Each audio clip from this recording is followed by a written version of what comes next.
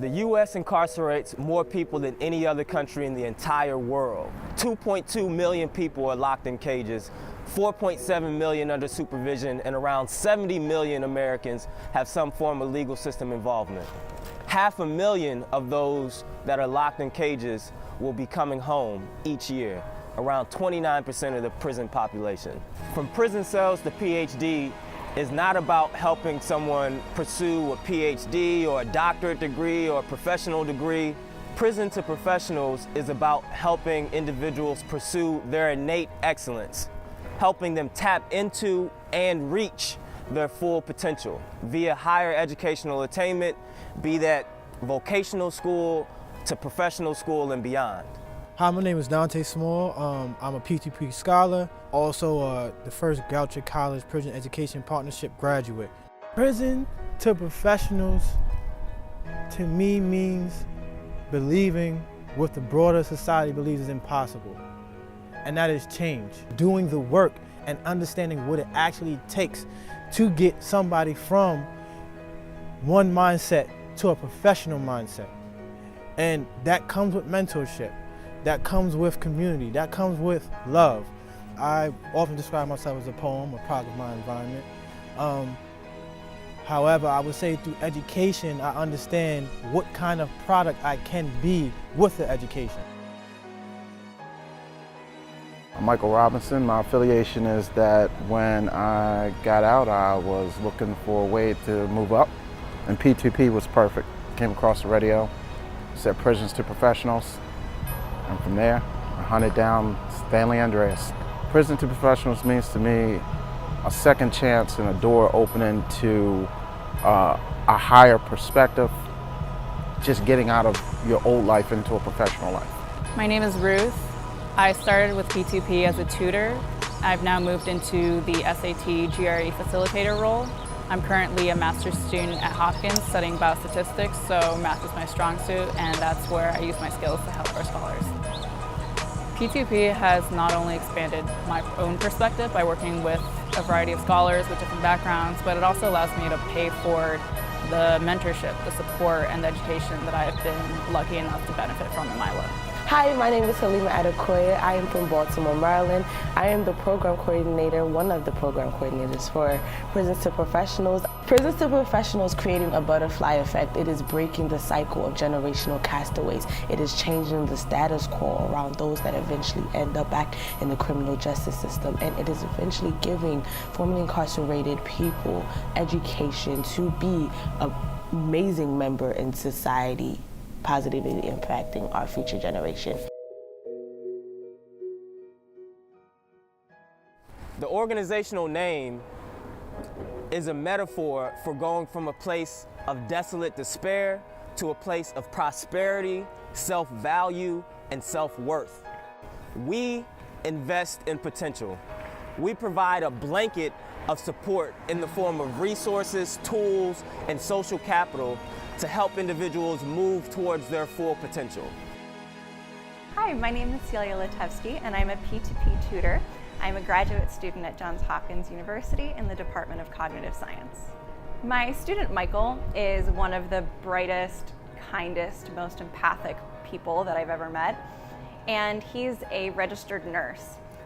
Prison Professionals is an amazing organization because what it really is a second chance for people who don't normally get second chances. It's important to offer second chances, first of all, because if you don't have a second chance, you're going to end up repeating what you already finished doing. Going after classes that I was totally unsuccessful with, not once, twice, but 3 times. She got me to excel to the top of the class to the point where I was walking out of the classroom and I wasn't wondering if I passed the test. I was wondering if I got 100%. I knew I passed the test. I was at 90, I was correcting the teacher. So investing in potential is going beneath the surface, the iceberg effect. You basically, you know there's that top layer, and the top layer is what you see, but buried beneath that is hope. I'm a formerly incarcerated person with 3 felony convictions who was sentenced to 10 years in prison. A prosecuting attorney once told me that I had no hope for change. I'm now an endocrinologist scientist, an assistant professor, at Johns Hopkins University and Howard University College of Medicine. I'd say that I probably changed a little bit from what this prosecutor was prophesizing. We need to be offering second chances. Society is missing out on talent. Great to be here. My name is Justin Walker. I'm one of the P2P facilitators, and I facilitate the college readiness and career readiness seminars. They don't have the same access to these educational and career opportunities. Should that be the case? Absolutely not. It should be an even playing field and we should all have a second chance. The fact that they're in our program, it just shows that they have a grit, they have a fight to strive for excellence. And just by having these one-on-one dialogues with them, it's just amazing just to see their hunger and passion to be a better version of themselves. And the fact that I can take part in making that a reality, I mean, it leaves me speechless. It's breathtaking. Hi, I am Lauren Beal and I'm a P2P program coordinator. We recognize that people are not their worst action ever.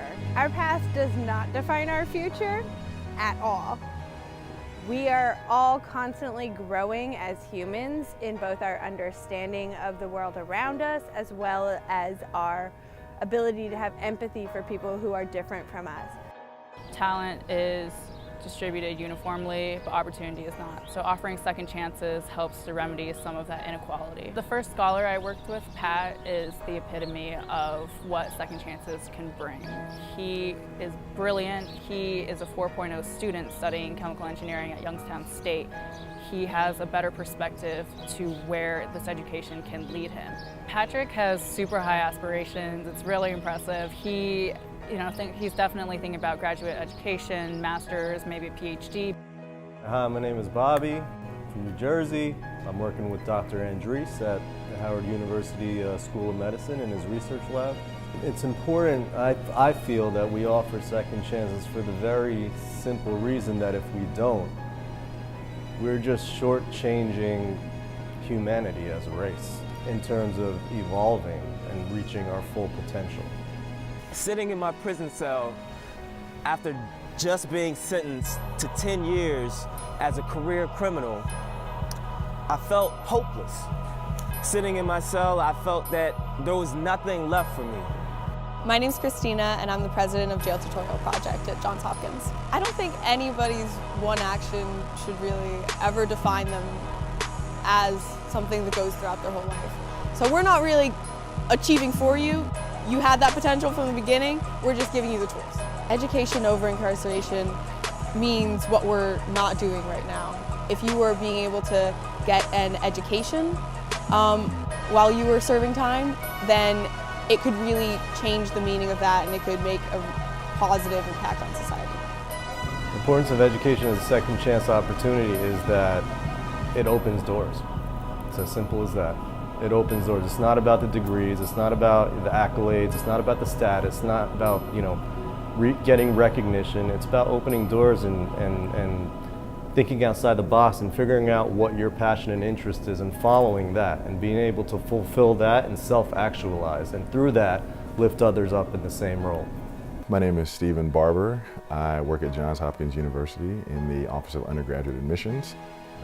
My affiliation with P2P is as a workshop facilitator, specifically focused on admissions and financial aid counseling.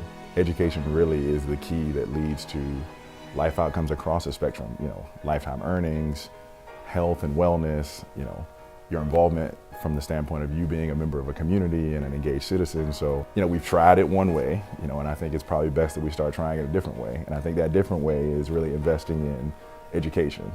75% of people who leave prison leave with a GED or high school diploma, compared to about 90% of the general population. That's a 1.2-fold difference. However, only less than 4% of individuals who leave prison leave with some form of college degree or post-secondary education attainment, compared to over 30% when we're looking at the general population. That's a 9-fold disparity. It's very clear where we need to be putting our attention and our efforts and our investments in. My thought on Pell Grants is that we should not even have to reinstate them. The fact that we took them away was a huge disservice to our communities and to the people that are coming out of prison and jail who are a part of our communities. You know, you only fail when you give up. I'm gonna keep pushing, and I'm gonna keep forcing. I've just put all of my effort into my education, and I ultimately walked away with the prize, my degree. But anybody can do this, right? If you take your focus, whatever that focus may be at, whatever it is that you may be doing, and you take it and you put it in just this one area, you're gonna be successful. There's no way you can fail. So it's really had a personal impact on me because a lot of those that I knew growing up, they didn't take the route that I took. They didn't really see their potential. They didn't see the soft skills that they had or them holding a degree. It's just the dividends that really pays off when you invest in yourself and you have someone that can pour into you. Prison to Professionals offers hope. We facilitate and orchestrate that hope. We facilitate and orchestrate that second chance. We help change the game.